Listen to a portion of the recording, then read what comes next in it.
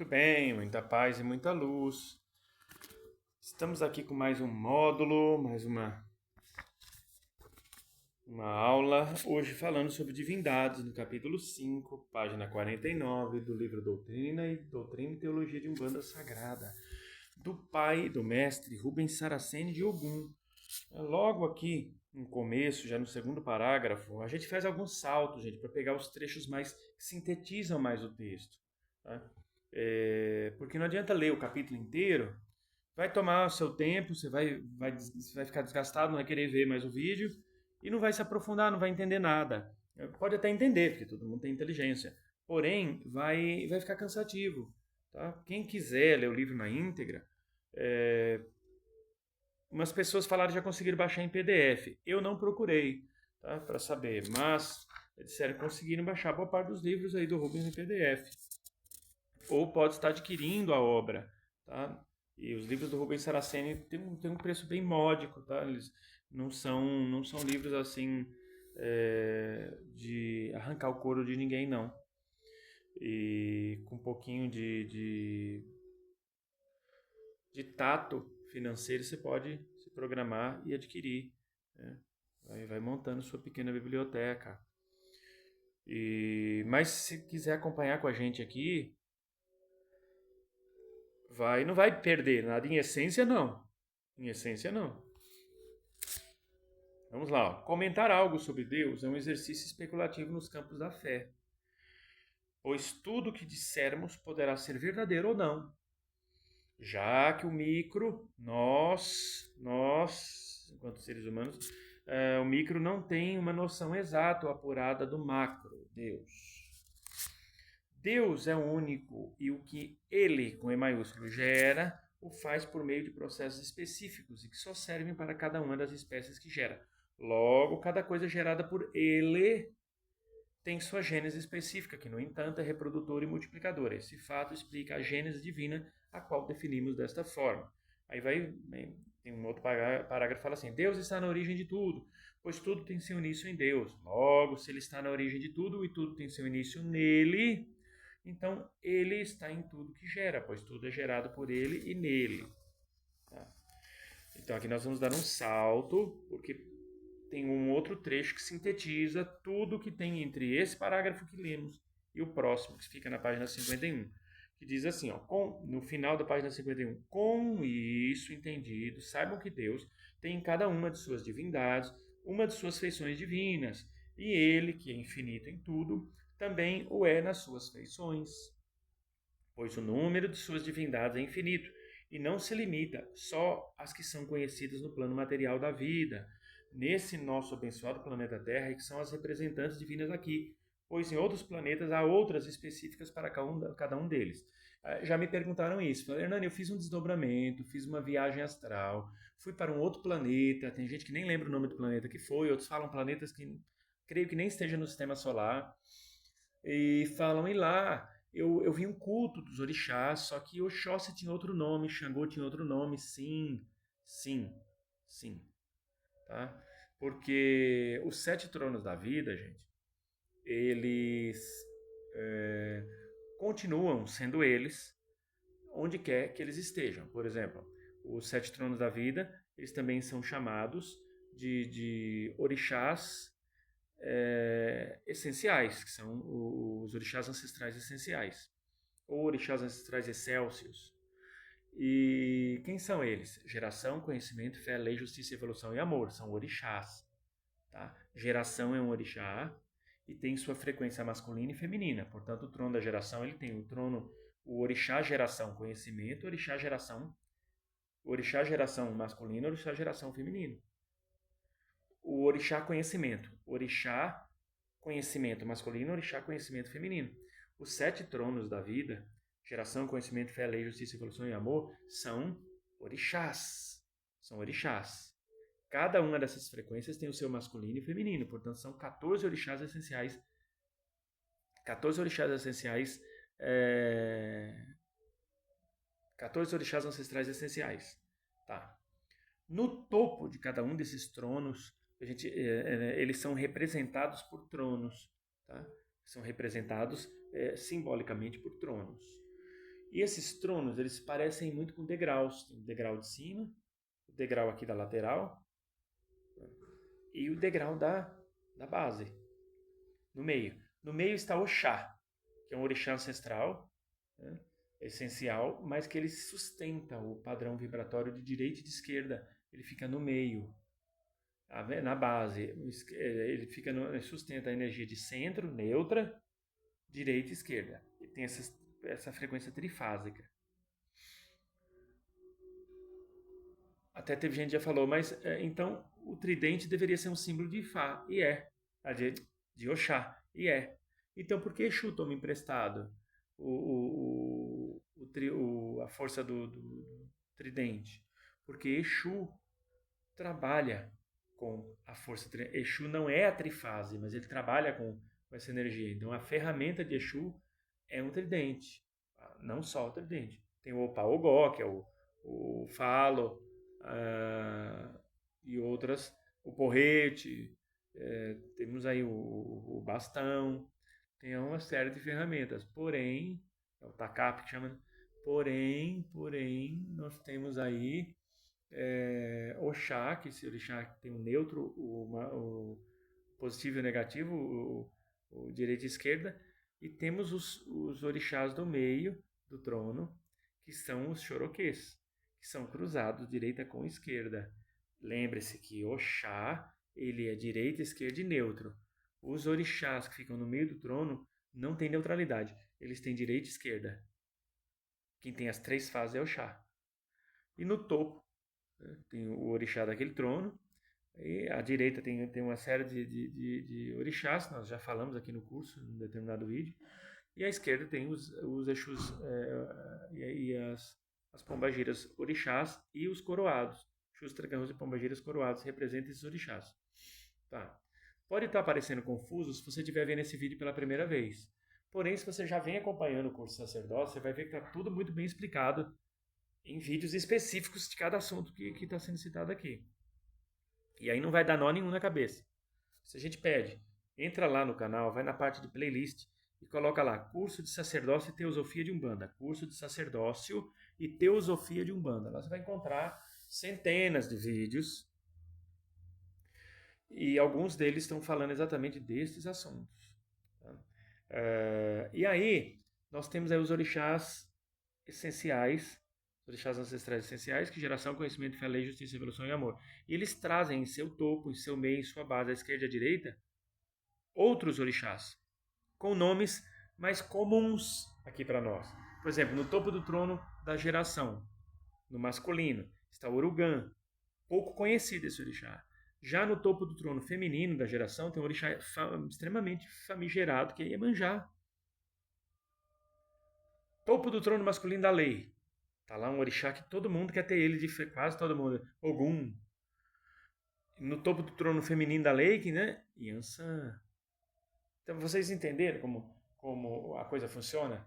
Tem o orixá ancestral essencial e no topo do trono desse orixá, porque ele é o próprio trono, tem um outro orixá que foi gerado por ele. Então, por que Iemanjá está no topo do trono feminino da geração? Porque o orixá geração feminino estendeu de si um outro orixá chamado Iemanjá. São criações desse orixá, desse trono. Não é que veio o orixá e sentou em cima e falou, tá vago, deixa eu colocar minha poupançona aqui em cima e sentar. Porque o orixá nem poupança tem, porque o orixá não tem cabeça, tronco e membro, não tem corpo, é uma energia. Oxóssi está no topo do trono masculino do conhecimento, porque o orixá essencial, ancestral, chamado conhecimento, em sua frequência masculina, que é um orixá, o trono masculino do conhecimento é um orixá, ele criou um outro orixá, filho dele, chamado Oxóssi, e pôs no topo. Já no meio ele pôs Oxóssi e Xuruquê, que é metade Exu, metade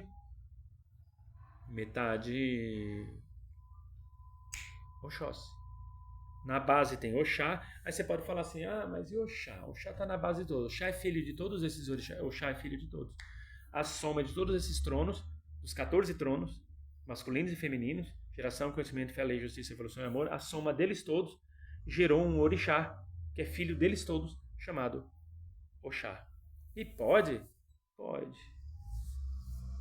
Ah, e o Orixá Exu, Xulebá, Exu, Mirim, Xulebá, Pombagira, Lebá, Exu Mirim, Pombagira Mirim, eles também estão à esquerda de todos os tronos. Sim, porque eles são filhos de todos os tronos.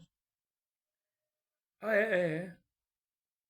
E os orixás da direita, que estão assentados à direita do trono, como por exemplo, Yorimá, uh, Urumilá, Urumilá, tem gente que fala Urumilá, outros falam Urumilá, tá tudo certo. Urumilá, o Batalá, o Duduá, Oxalá Lufã, Oxalá Guian, estão à direita do. Tá bem. Ifá, Euá, o Pelé, o Batalá, o Duduá, já falei, né? Orixalá, Egum, Ibeji, Catendê. Que eu me lembre, pode ter mais algum. Que estão à direita dos 7 tronos. Eles também são filhos de todos esses tronos? Ah, mas espera aí, agora eu vou te pegar no pé. Eu vou pegar no seu pé. Oxalá Guian e Oxalá Lufã, você disse que são o mesmo Oxalá, que se apresenta na versão masculina e na versão feminina. Uhum. Não era para eles estarem também, então, automaticamente no topo do trono masculino da fé? Mas eles estão. Mas também há uma frequência deles na direita de cada um desses tronos. Porque Oxalá, por ser a força de fé, ele irradia essa energia de conexão, de projeção do divino em tudo. A fé uma das definições de fé é exatamente isso: a sustentação do divino e do possível em tudo. A energia da fé é essa energia do possível. A fé ela não trabalha com o impossível. Tem gente que pode assim, mas só um adiante de uma coisa impossível, só a fé para vencer. Sim. Mas não quer dizer que a fé é o impossível. A fé ela está acima do impossível. A fé é a certeza do possível, mesmo diante do impossível, do improvável, do incomum, do insólito, do extraordinário. E aí são dezenas as definições de fé. Então, quando a gente falar que não se limita só às conhecidas do plano espiritual, as suas divindades não só se limita só às que são conhecidas no plano material da vida, é que assim como nós temos os nossos orixás aqui, Oxós, Ogum, Obaluayê e tal, em outros planetas eles podem ganhar outros nomes, porque os orixás ancestrais essenciais, geração, conhecimento, fé, lei, justiça, evolução e amor, que existem em todos os planetas, têm os 7 tronos da vida. Lá, o que é Oxóssi aqui, lá pode não ser Oxóssi, pode ter outro nome. Entendeu? Então, o nome do orixá, ele importa para nós, porque na nossa cultura aqui, e no nosso modo de tratar aqui na Terra, é assim que nós tratamos. Mas não necessariamente é assim no universo inteiro. Por isso, tudo que você sabe hoje, amanhã, pode cair por terra ou dar uma boa balançada. Tudo que eu sei hoje, pode amanhã não servir mais, dependendo do que eu descubra. Por isso nós temos que saber lidar com a morte, com a impermanência de tudo. É difícil. Não estou chegando aqui dizendo, eu sei lidar 100% com a morte e com a impermanência, porque eu...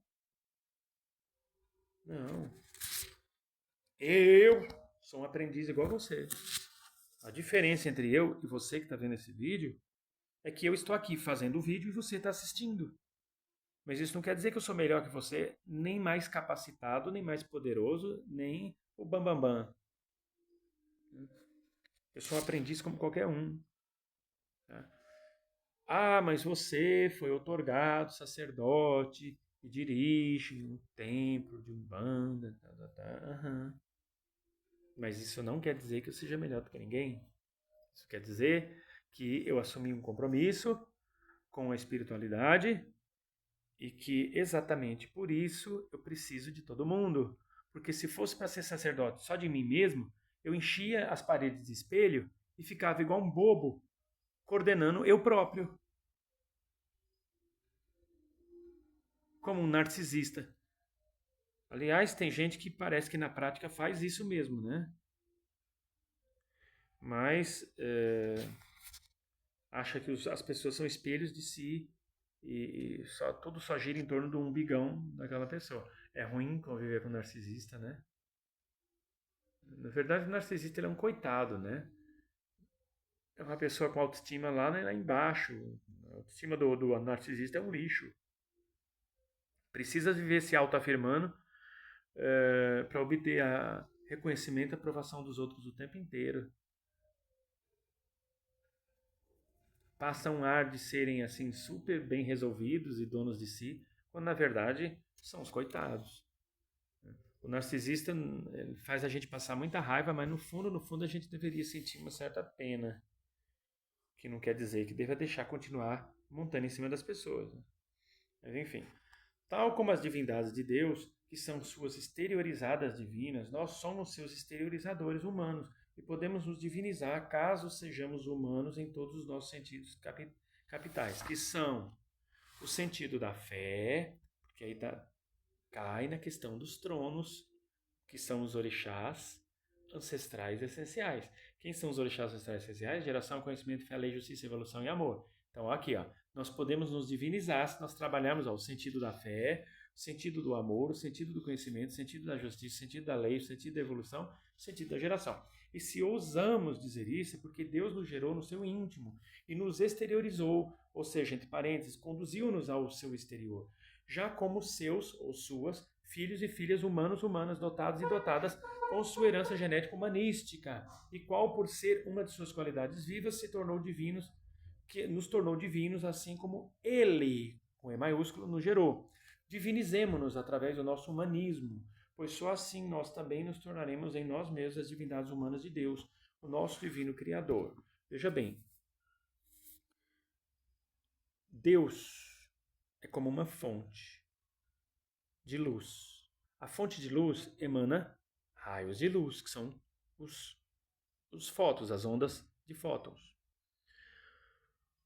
Só que existem hierarquias nessas ondas de luz. As primeiras ondas de luz que surgiram foram os próprios orixás. Então Deus, a partir de si, se desdobrou em vários orixás, que seria geração, conhecimento, fé, lei, justiça, evolução e amor, nas frequências masculina e feminina.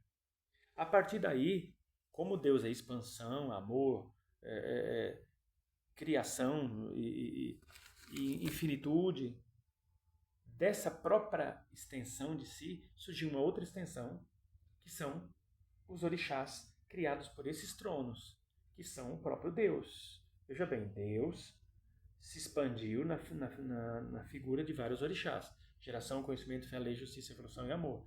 Nas modalidades masculina e feminina. Cada uma dessas modalidades foi criando novas modalidades, que nós chamamos dos nossos orixás, conhecidos aí como orixás de cabeça, orixás de ori, enfim, que são Oxóssi, Ogum, Yansan.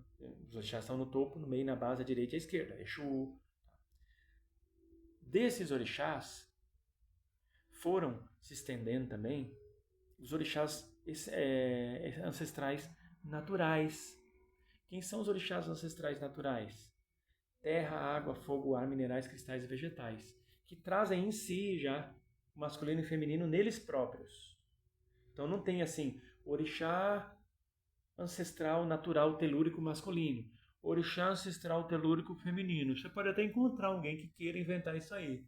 Mas o orixá ancestral natural telúrico, que é o da Terra, por exemplo, ele já traz em si o masculino e o feminino, nele, embutido. Tá.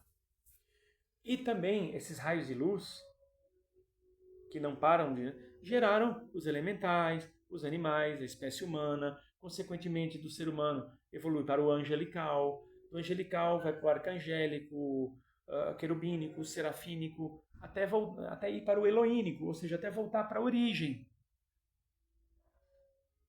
Vocês entenderam que tudo que começa onde tem um ciclo, volta. De Deus saímos, partimos, passamos por tudo isso e voltamos para Deus de novo. Nascemos como pontinho de luz, depois passamos pelo reino elemental, animal, hominal, que é o hominal que nós estamos, reino dos homens.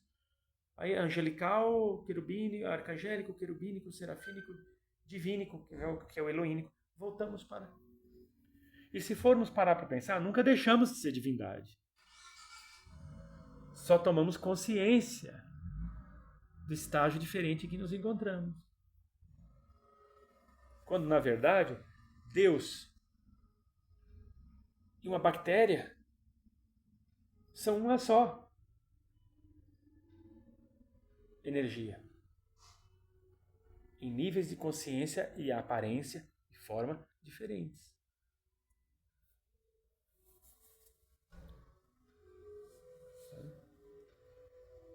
É assim que funciona.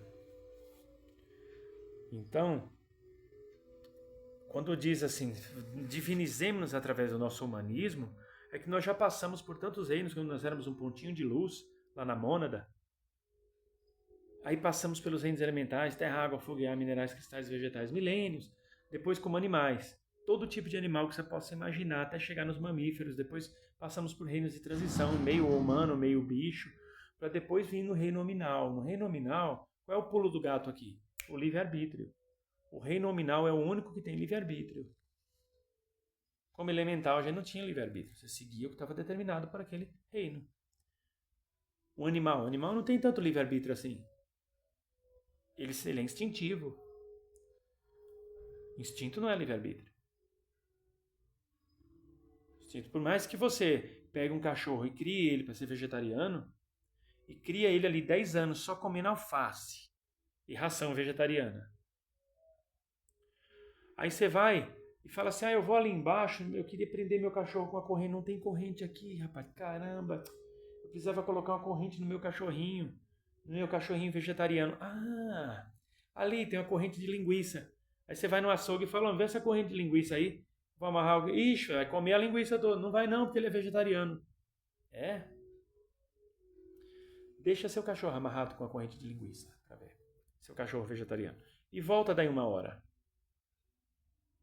A chance dele ter comido as linguiças é enorme. Por quê? Porque ele é instintivo. Você criou ele para ser uma coisa, mas ele vai seguir um instinto. É como a história da águia e da galinha. Que certo dia um botânico chegou na fazenda de um amigo e falou, ô amigo, meu velho amigo, você está criando uma águia entre galinhas. Não, ela é galinha. Não, ela é águia. Não, ela foi criada como galinha, ela cisca como galinha, ela dorme como galinha, ela cocorica como galinha, mas ela põe ovo como galinha, só tá faltando essa parte aí, mas vai pôr ovo como galinha sim, por que não? Olha, vamos fazer um teste, vou soltar ela de um alto, não, você vai matar minha galinha. Soltar ela do alto, vai matar minha galinha. O homem subiu no alto uma colina e solta a galinha, que era a águia, né? Quando a galinha estava quase espatifando no chão, o que ela faz? Abre suas enormes asas e ganha os céus. Era a águia. Então você pode criar uma águia entre galinhas, você pode criar um cachorro para ser vegetariano, ele vai seguir um instinto.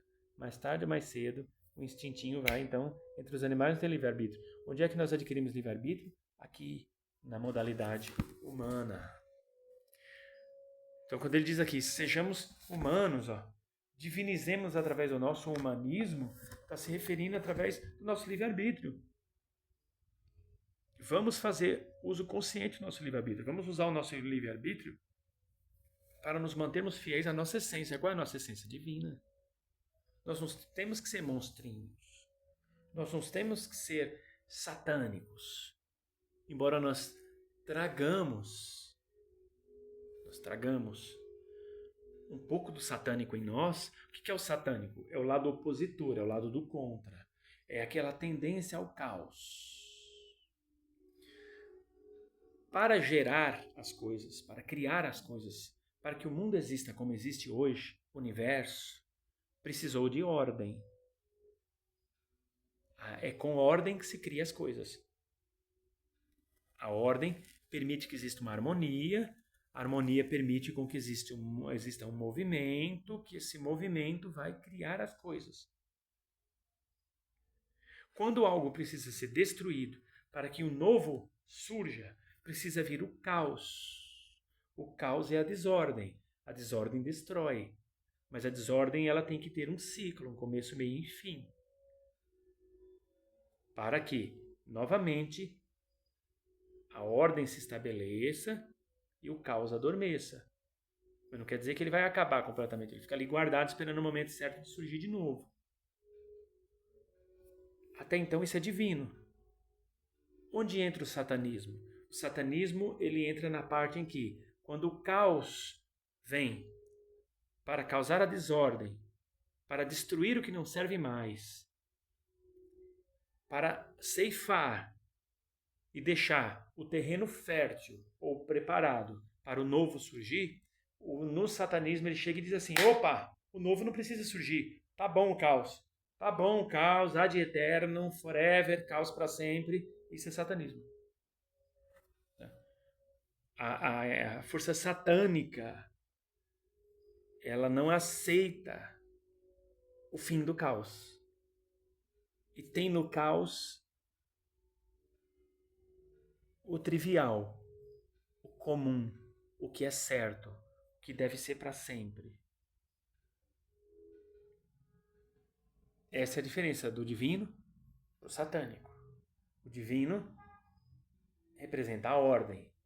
E por mais que dê abertura para o caos, porque como existe o quente tem que ter o frio, o molhado e o seco, o escuro e o claro, a luz e as trevas, o quente e o frio, o equilíbrio, o caos precisa existir junto com a ordem, mas ali no equilíbrio. Tá tudo ok, tudo harmonioso, tudo ali dentro do que tem que ser, mas de vez em quando tem que vir o caos para dar uma remexida para que venha o novo. Isso é divino. Quando não é divino? Quando é divino, tá tudo bem, tá tudo ok, de repente vem o caos para poder reconfigurar tudo, para vir o novo. Opa, não, o novo não precisa vir, deixa o caos para sempre. Isso é Satanás.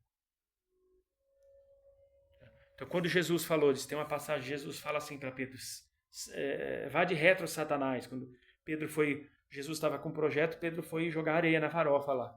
Não, mestre, mas pensando bem, sai de perto de mim, Satanás. Ele não estava chamando Pedro de Satanás. Ele estava alertando Pedro que o seu viés satânico, que todo mundo tem, estava tomando conta naquela hora.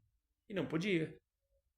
Ou você está de um lado da ordem, ou você está do lado do caos. Quando Jesus ficou no deserto, que aquilo ali é simbólico, e Satanás veio tentá-lo, não foi que um ser chamado Satanás se materializou, que não existe isso. Um ser chamado Satanás se materializou e foi lá falar com ele. Não, foi o próprio Satanás interno de Jesus, essa força satânica que todo mundo tem, de caos, de desordem, que tentou tomar conta dele. Tipo assim, chuta o pau da barraca, que se dane, você já fez sua parte. Você já pregou para um monte de gente, já mostrou como é que faz milagre, já ensinou um monte de coisa. Vai viver a tua vida. Se dane, que cumprir profecia coisa nenhuma. Larga a mão aí, põe eles para morrer no teu lugar, todo mundo, faz uma guerra. Todo mundo está esperando que o Messias seja o Messias guerreiro. Aí sua oportunidade vai entrar para a história como um líder, um grande general. Tem a faca e o queijo na mão para destruir esses romanos aí. E aí ali ele... Mas de que lado eu estou? Do lado do caos ou do lado da ordem? Do lado do cosmos, que é a ordem, ou do lado do caos? Eu estou do lado do cosmos.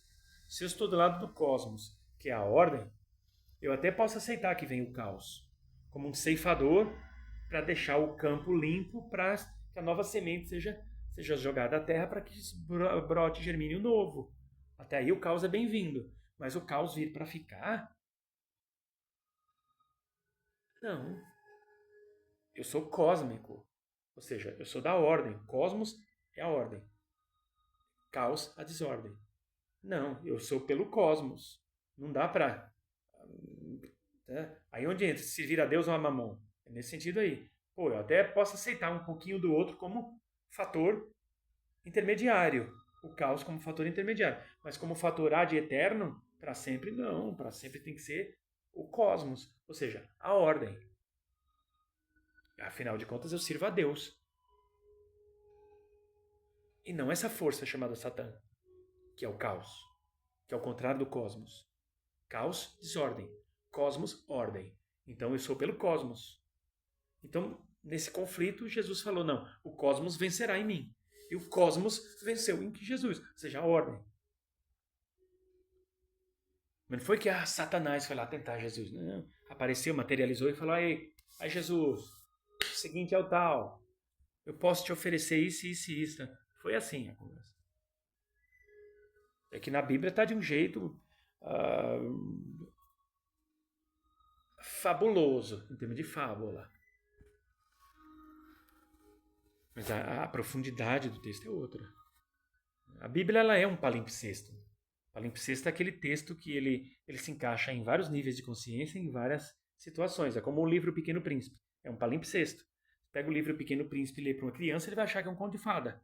Se está na mão de um filósofo, de um sociólogo, de um historiador, de um intelectual, ele sabe que aquele livro é um livro de filosofia, é um livro sociológico, é um livro antropológico, é um livro extremamente ôntico, a filosofia da origem do ser.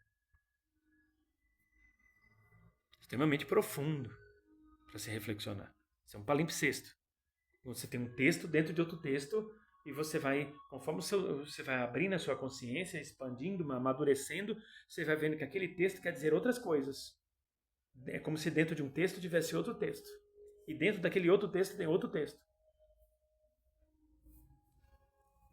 Então a Bíblia ela é um palimpsesto. Você lê a Bíblia hoje, daí 10 anos, se você lê aquele mesmo texto com outra cabeça, com outras experiências, você vai ver coisas que há 10 anos atrás você não entendeu ou não viu porque o seu nível de consciência era outro. Isso só é possível com textos que trazem uma natureza palimpséstica. Tá. Nos alongamos bastante, né? Ficou chato, né? Bom, se você teve paciência para me ouvir até aqui e se você não me achou um saco, tá? Muito obrigado. Se me achou um saco, eu sei que você está dentro do seu nível de consciência. Né? Mas pode ter certeza que você vai ver que eu não sou um saco, porque não tem duas bolas aqui dentro de mim. Nem 3. Porque um saco pode ter quantas bolas couber. Então, ficamos por aqui. Tá bom? Ficamos por aqui.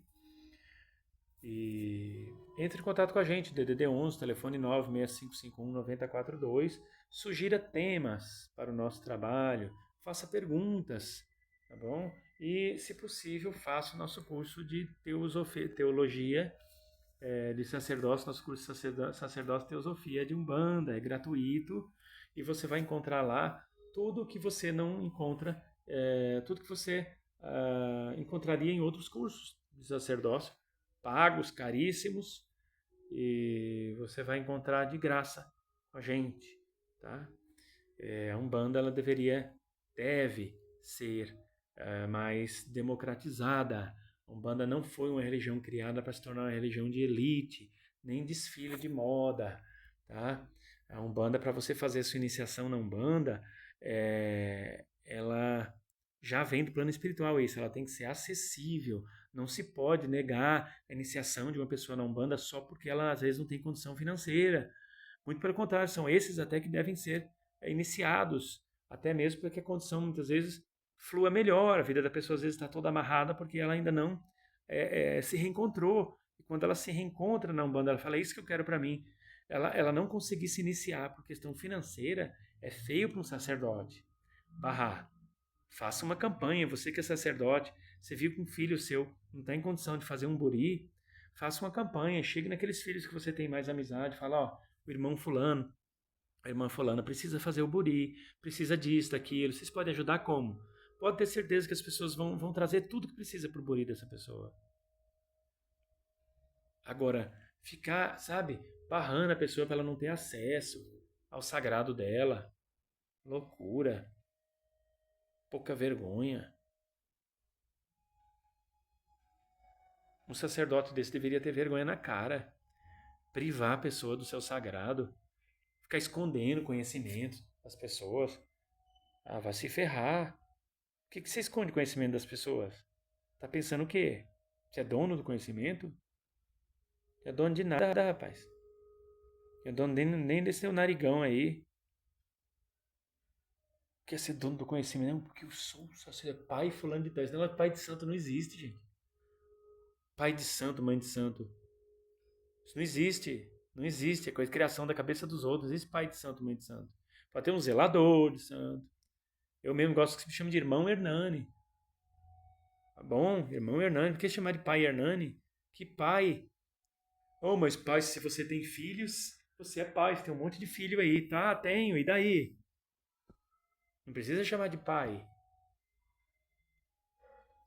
Ele chama de Hernani. Professor. Irmão. Sabe? Dirigente. Zelador. Pai, esse negócio que assim, alude àquele tempo do sincretismo. Que tinha. Quando os santos passavam a vez dos orixás, no sincretismo acontecia isso aí. Então, como não podia chamar os sacerdotes do Calundu, da Cabula, do Candombe, que depois tudo isso deu origem a outros, né? Aí vieram os outros segmentos depois, Tambor de Mina, Candomblé, Umbanda. Não podia chamar de padre, nem de madre, chamava de mãe ou de pai de santo. Mas isso já foi, está ultrapassado, não tem necessidade. É puro ego. Sou pai fulano de tal. Grande bolo fecal. Não precisa dizer outra palavra. Então um pouquinho aí de simplicidade, de humildade, vergonha na cara. Que é isso? Escondendo conhecimento das pessoas, privando as pessoas de trabalhar, fazendo acepção de pessoas, colocando hierarquia. Pelo amor de Deus, né? Por isso que o mundo tá essa porcaria. Por isso que o mundo tá essa droga. Por causa de gente como esse tipo de gente aí. Conta desses corruptos aí da política. Político não era para ser tratado como autoridade. O político ele foi colocado por nós ali, ele tá ali para trabalhar pra gente. Também não vamos humilhar também. Meu empregado, também não vamos humilhar. Mas dizer assim, o político, eu sou o presidente do Brasil. Você não é presidente de nada, você está presidente. Sou o vereador falando tal. Você não é, você está. A qualquer momento você pode perder. Vacila para ver se não perde o cargo. Eu sou o presidente. Gente. Não, e pior que tem um bando de gente que bate palma pra doido dançar. Não, é que ele é o. Não, é que afinal de contas. Que é isso, gente? O mundo tá do jeito que tá. Por causa desse ponto de gente besta que bate palma pra doido dançar.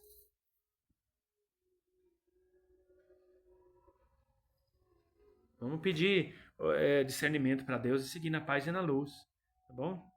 Que Deus abençoe a sua caminhada, a sua vida. Jesus, Maria e José, na unidade do Espírito Santo, lhe conceda muita paz, luz e proteção e que não lhe falte o axé dos orixás. Amém! Segue com a gente.